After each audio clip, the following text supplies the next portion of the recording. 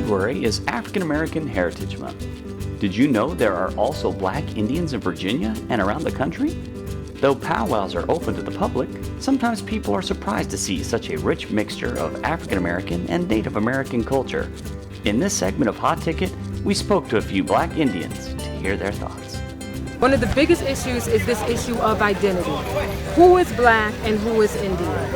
As you can see, I am of African American heritage, and I do have what they call dreadlocks. And a lot of times when I tell people that I am also Native American, they have a real problem. Oh my God, an Indian in dreadlocks. For me personally, I spent most of my life dancing out in California, out west. Never really had any problems until I came here to Virginia. And so, I've always, this hasn't really, for me, been a question. No one's really come up to me and asked me what kind of Indian I am. But it is absolutely a struggle. People with the cultural, conflict within themselves. I think you really have to be strong within yourself first in order to walk in this world, especially if you don't, quote unquote, look Indian.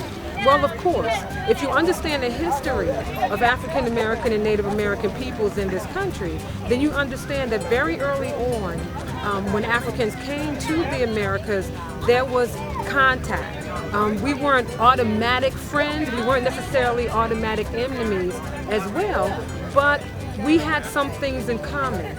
Once the communication barrier was taken care of, then Native people and African peoples realized that there was so much in common culturally. For instance, the drum. The drum is the heartbeat of the nation.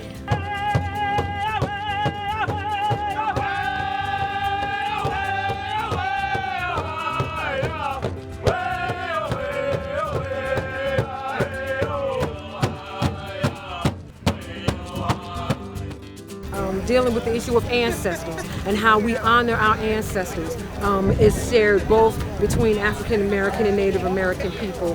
This love of nature, no, not a worship of nature, but understanding that we are all connected, people, animals, trees.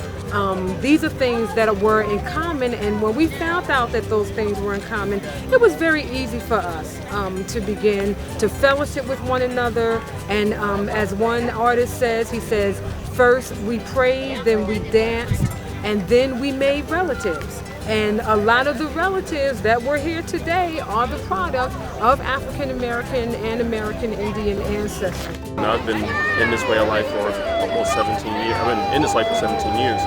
So people generally accept you for who you are and they trust in who you are. And I think when you do things the right way, then people know that you're walking in the right way and they generally believe in what you say.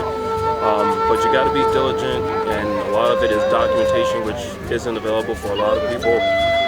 It's an arduous road, but you got to be diligent, you got to be confident in your way, and if you're not tribally recognized, you keep moving forward and try to get that recognition, and if not that formal recognition, recognize yourself, and that's how I believe.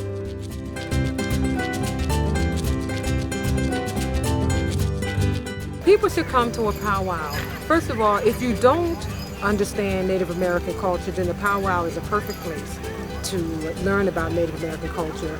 And if you are familiar with Native American culture, it's a way to continue to connect with Native American people, to have fellowship, enjoy good food, and you should consider coming to a powwow because it's a very important cultural event.